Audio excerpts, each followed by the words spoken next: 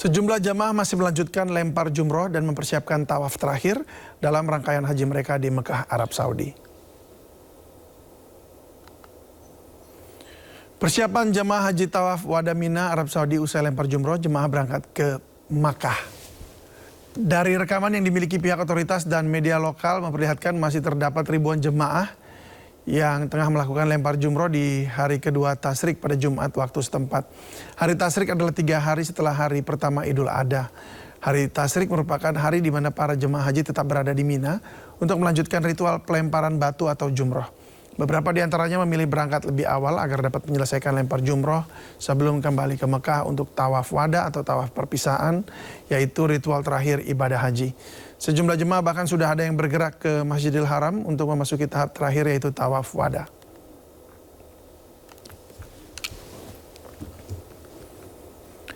Gelombang kepulangan jemaah haji Indonesia dari kawasan Mina menuju hotel di Mekah mulai berlangsung pada Jumat 12 Zulhijjah. Dan lebih dari 132.000 jemaah atau sekitar 68% total jemaah haji memilih nafar awal untuk mengakhiri masa mabit mereka.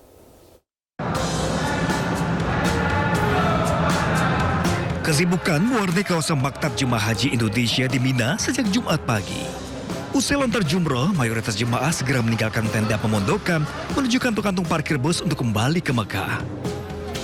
Pergerakan masif dilakukan para jemaah yang mengambil pilihan nafar awal atau meninggalkan Mina lebih cepat sebelum hari Tasyrik berakhir. Untuk jamaah yang meninggalkan Mina dari nafar awal ini kurang lebih sekitar 68% atau 132.568 jamaah dari 500 sekian kloter, ada sekitar 424 kloter yang memang meninggalkan Mina. Evakuasi ratusan ribu jemaah ini dikebut petugas penyelenggara ibadah haji. Aturan fikih menetapkan batas waktu sangat ketat, di mana seluruh jemaah nafar awal wajib keluar dari batas wilayah Mina sebelum matahari terbenam.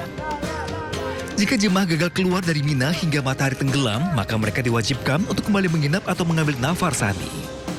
Dari Mina, Arab Saudi, Ika Kusuma, iNews melaporkan. Menteri Haji dan Umroh Muhammad Irfan Yusuf meninjau kawasan Jamarat Bawah di Mina, Arab Saudi. Gus Irfan ingin memastikan kondisi jemaah Indonesia dan memonitor pelayanan petugas haji.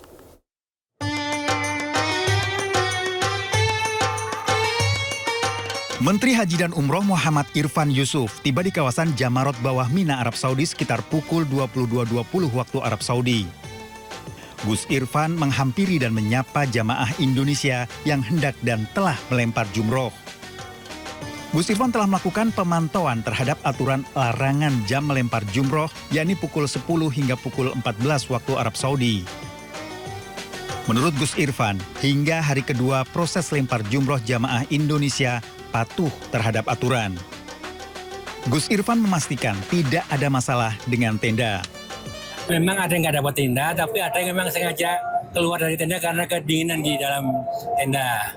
Dan juga ada yang susah ngatur, ada yang mudah dingin, panas akhirnya ada yang keluar. Itu seperti itu. Tapi memang yang nggak dapat tenda memang ada, tapi sudah kita upayakan untuk selesaikan. Selepas memantau jamaah di sekitar Jamarat Bawah, Gus Irfan menuju ke tenda haji khusus. Menhat ingin memastikan jemaah haji khusus mendapat fasilitas sesuai haknya. Jemaah haji khusus kan relatif mahal ya. Kita ingin jamaah kita bisa benar-benar mendapatkan haknya. Jangan sampai mereka merasa tercurangi atau terkurangi. Tapi alhamdulillah sampai hari ini belum ada laporan tentang hal itu. Kemenhas melaksanakan pengawasan untuk melindungi hak jemaah, menjamin kepatuhan aturan, menjamin kualitas layanan, serta mencegah penyimpangan. Tim Liputan iNews melaporkan. Keberadaan kereta cepat Arab Saudi sangat membantu jemaah haji. Perjalanan Mekah ke Madinah dan sebaliknya bisa dipangkas hingga hampir 3 kali lipat.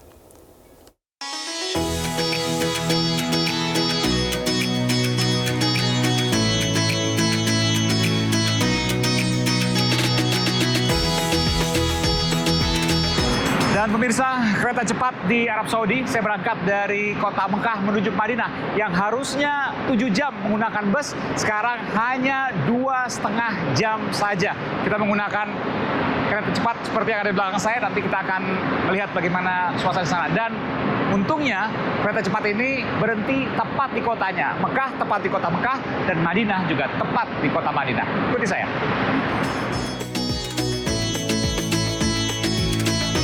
Kereta cepat Arab Saudi yang menghubungkan kota Makkah dan Madinah tak pernah sepi, terlebih pada musim haji.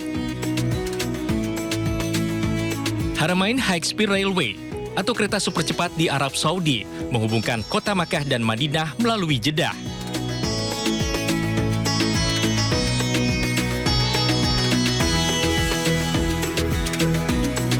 Kereta ini melaju hingga kecepatan 300 km per jam.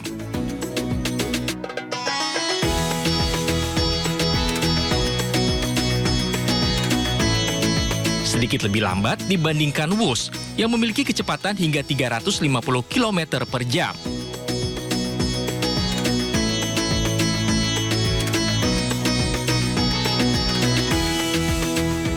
Kereta cepat ini memangkas waktu tempuh perjalanan sepanjang 453 km yang setara dengan jarak Jakarta-Semarang menjadi hanya sekitar 2,5 jam.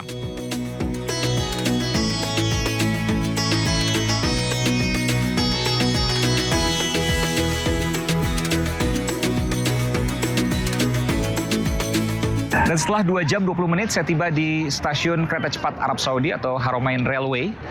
Dan 10 menit jalan dari stasiun saya tiba di Masjid Nabawi. Belakang saya adalah Masjid Nabawi, tempat di mana Rasulullah SAW membangun peradabannya di sini. Dan kereta cepat tentu membuat waktu bisa dipersingkat sehingga istirahat bisa lebih diperpanjang bagi calon jemaah haji. Dan ketika menggunakan bus 6-7 jam, maka dihemat oleh kereta cepat menjadi hanya 2 jam 20 menit. Beruntung, kereta cepat Arab Saudi berhenti tepat di kota tujuan Makkah, Jeddah, dan Madinah yang sangat menghemat waktu. Dari Masjid Nabawi Madinah Al-Munawwaroh, Aiman Wicaksono melaporkan.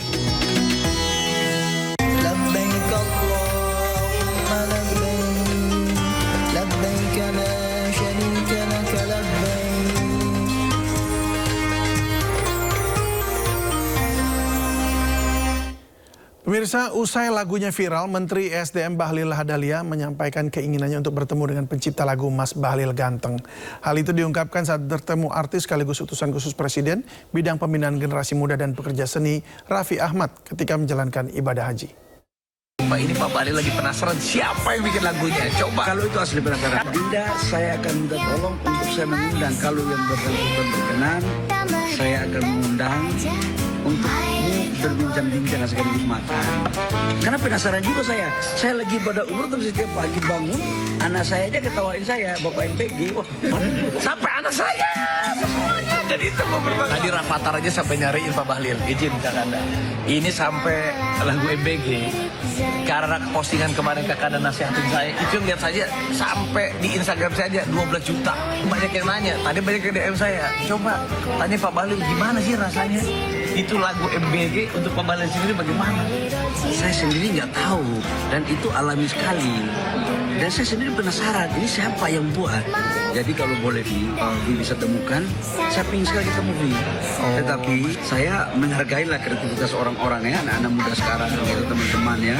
Cuma satu aja saran saya, di era demokrasi sosmed ini penting. Namun kalau boleh juga dipergunakan dengan terukur. Contoh, jangan sampai masuk di syarat. Syarat tidak boleh. Tidak boleh karena apa? Itu akan memicu soliditas kita sama anak bangsa. Jadi kreativitas itu harus dihargai selama dalam kerangka yang baik dan benar. Ya resiko jadi pejabat publik harus menerima semuanya. Kok Adinda tahu sekali. Adinda melihat.